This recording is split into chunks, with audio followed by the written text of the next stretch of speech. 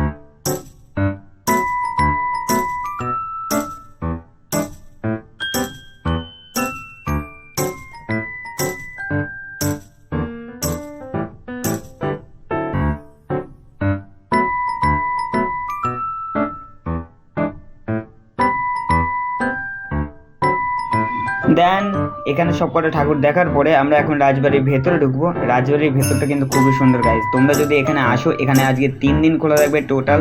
তো তোমরা সন্ধ্যে 6টা থেকে 8টা পর্যন্ত এখানে ভিজিট করতে পারবে।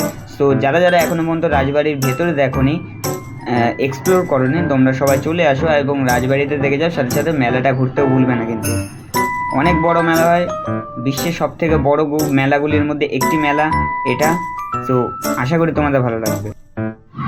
রাজবাড়িতে তোমরা ঢোকার পরে দেখতে পাবে এইরকম একটা ফাঁকা জায়গা রয়েছে। দেন এর ভেতর দিয়ে যে জায়গাগুলো রয়েছে, এখানে নানা ধরনের পুরনো দিনের জিনিসগুলো রাখা রয়েছে। শোকেসের মধ্যে রয়েছে পুরনো ক্যামেরা রয়েছে, আরও মাল্টিপলস অফ থিংস রয়েছে, তোমরা দেখতে পারো। এখানে মা এই যে পোজ দিচ্ছে ছবি তোলার জন্য। আমরা ছবি তোলার পরে দেন আমরা এগিয়ে গেলাম। সামনে নানা রকমের জিনিসপত্র রাখা রয়েছে।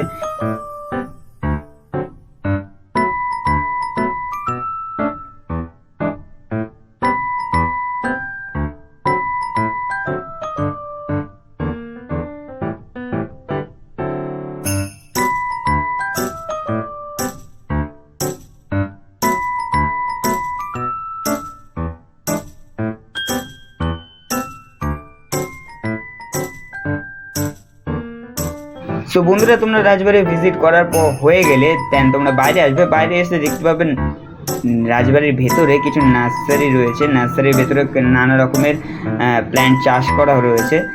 এটা হচ্ছে রাজবাড়ির গার্ডেন টাইপসের কিছু একটা। তোমরা আশা করি তোমাদের ভিডিওটা ভালো লেগেছে। সো লাইক কমেন্ট শেয়ার করতে